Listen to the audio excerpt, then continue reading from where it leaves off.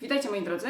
Jakiś czas temu opublikowałam na swoim kanale film dotyczący 5 typów klientek perfumerii, a dzisiaj chciałabym Wam opowiedzieć coś więcej na temat takich 5 najbardziej charakterystycznych typów klientów perfumerii, z jakimi miałam styczność podczas swojej pracy jako konsultantka.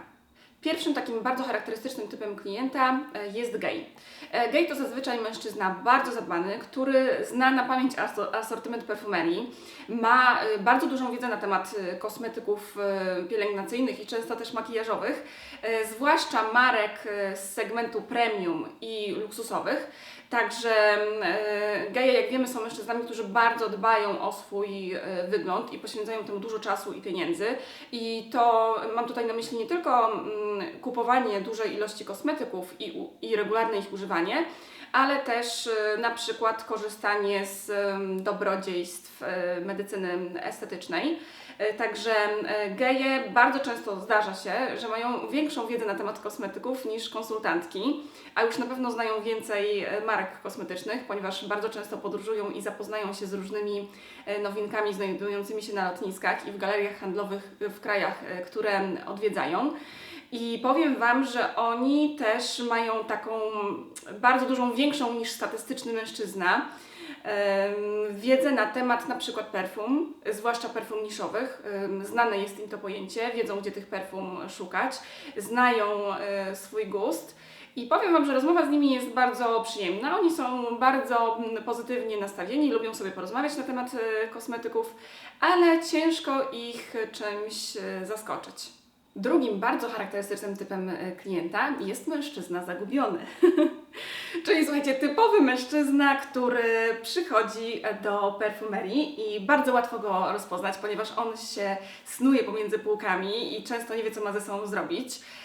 Skręca nie w tę stronę, w którą trzeba, czyli na przykład wchodzi pomiędzy półki z kosmetykami dla kobiet zamiast dla mężczyzn.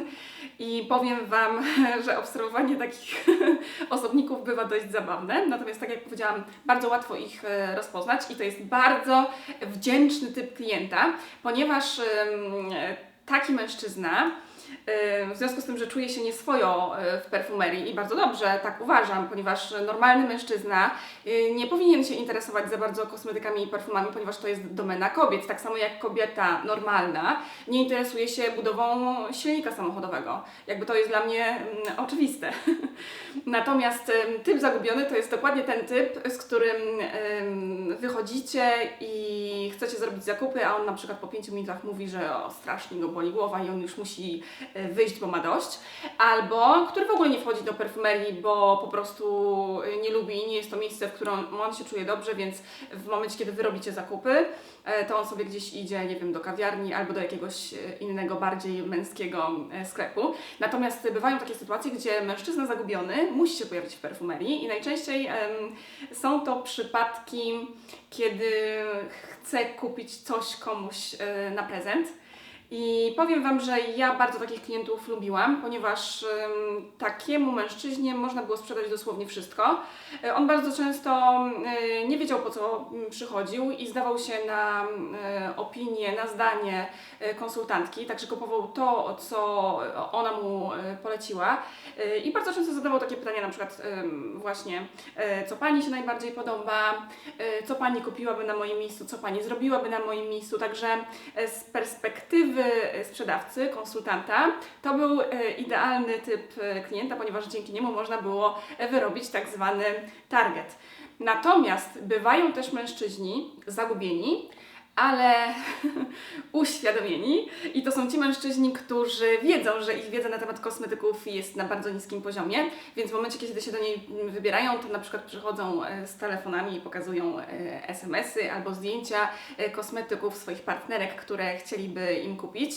I powiem Wam, że pamiętam taką jedną bardzo zabawną sytuację, kiedy przyszedł do perfumerii pewien mężczyzna po 40 z reklamówką i chodził sobie tak pomiędzy półkami, dopóki do niego nie podeszłam i w momencie, kiedy zapytałam się go o to, w czym mogę mu pomóc, to słuchajcie, on wyjął z tej reklamówki chyba z 7 albo z 8 pustych opakowań po kremach Estée Lauder. Pamiętam to tak, jakby to było dzisiaj.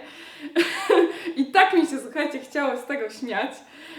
I powiedział po prostu, że on przyszedł kupić dokładnie te rzeczy, które ma w tej reklamówce. Także znalazłam mu te wszystkie produkty, zapakowałam jako prezent i pan wyszedł zadowolony z perfumerii. Jeśli rzeczywiście mężczyzna nie wie, nie zna się na kosmetykach, to lepiej właśnie już, żeby wziął te puste opakowania albo zrobił im zdjęcia i to Wam, drodzy panowie, radzę.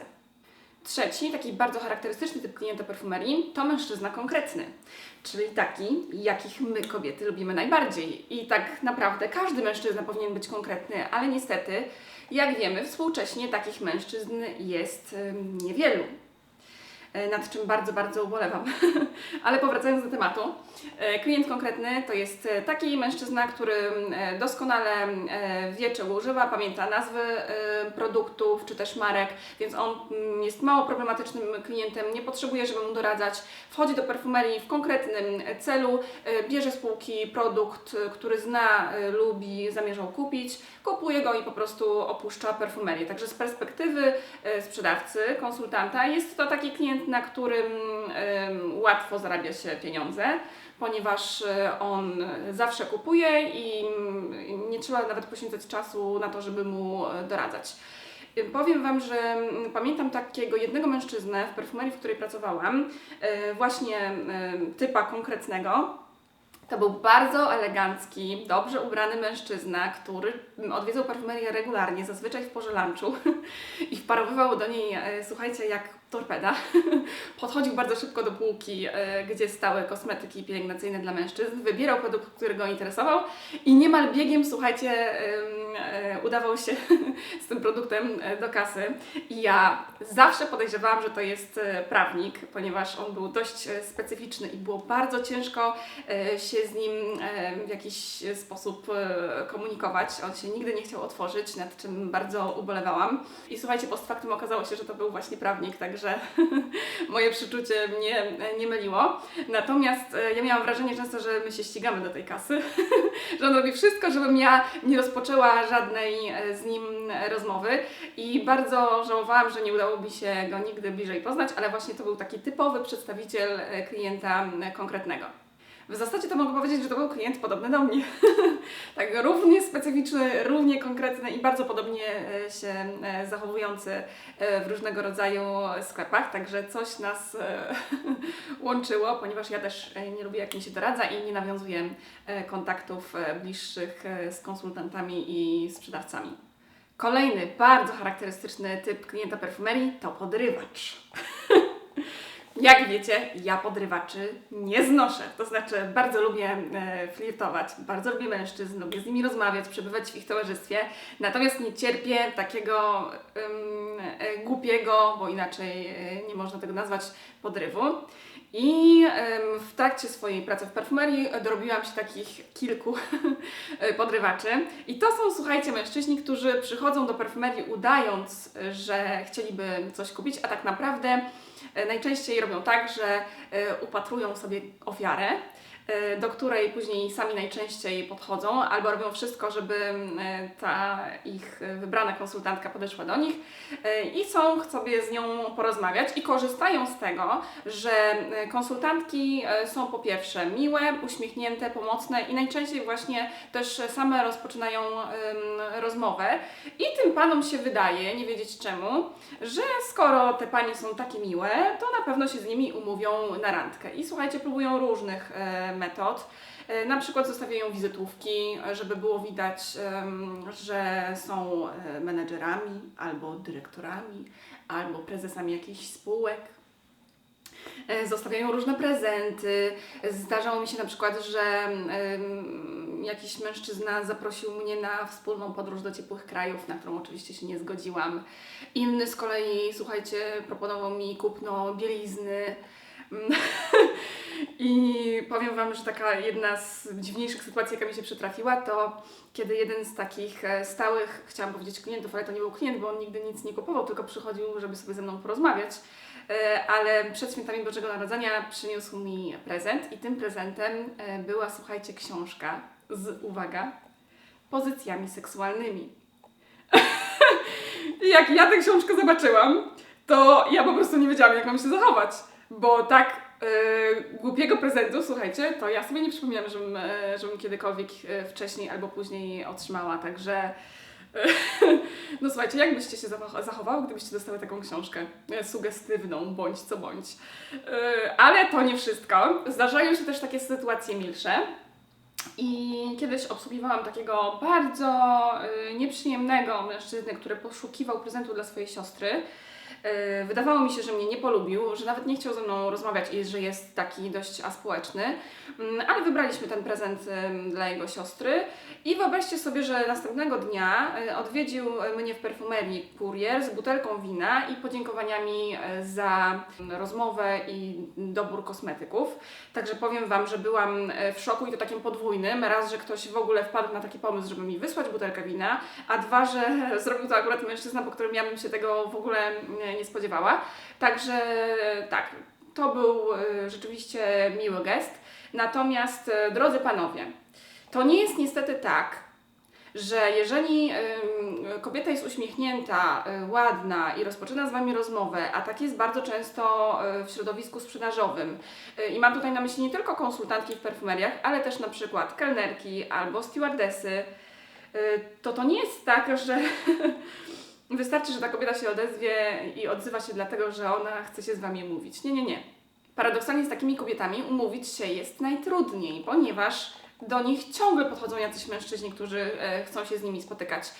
Także trzeba wiedzieć, w jaki sposób rozmawiać z takimi kobietami, a niestety wielu mężczyzn nie ma o tym bladego pojęcia. Także drodzy panowie, jeżeli oglądacie ten materiał, to nie róbcie takich rzeczy, o których wspomniałam w filmie, bo te metody są po prostu nieskuteczne.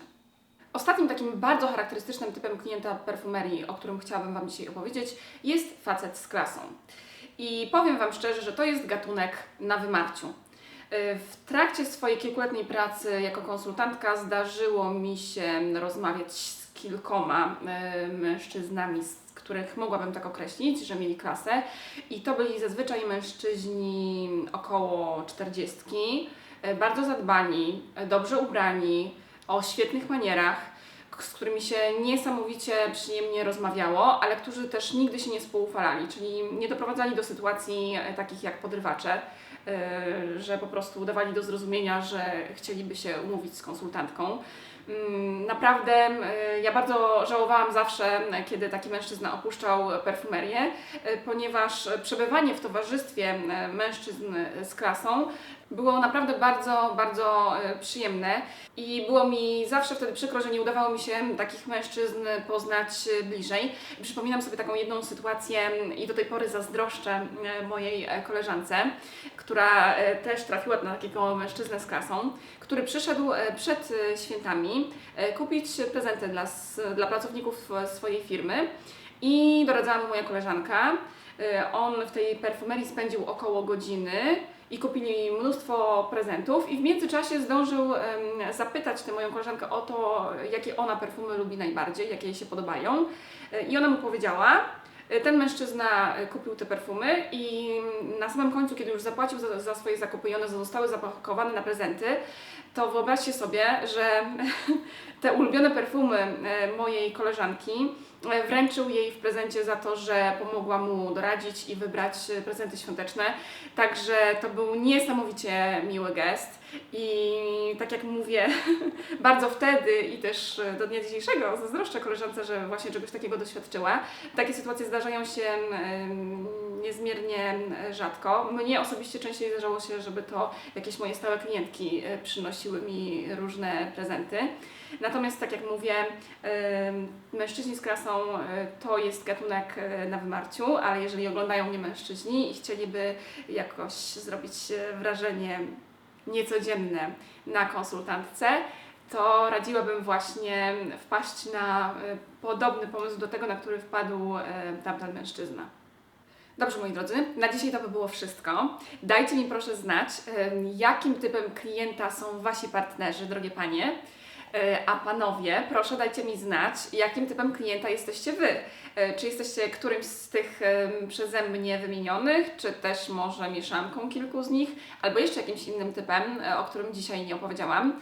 Piszcie proszę w komentarzach, jestem bardzo, bardzo ciekawa. Tych z Was, którzy chcieliby poczytać na temat 5 najbardziej charakterystycznych typów klientów perfumerii, odsyłam do mojego bloga, do tekstu na ten temat, link do niego znajdziecie pod spodem.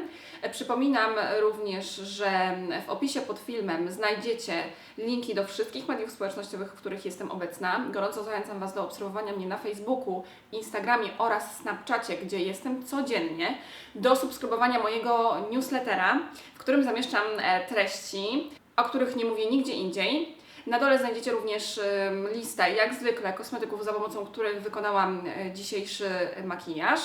Gorąco zachęcam Was do subskrybowania mojego kanału i klikania kciuków w górę, jeżeli filmik Wam się podobał. Tymczasem bardzo Wam dziękuję za uwagę i do zobaczenia w kolejnym filmiku. Pa, pa!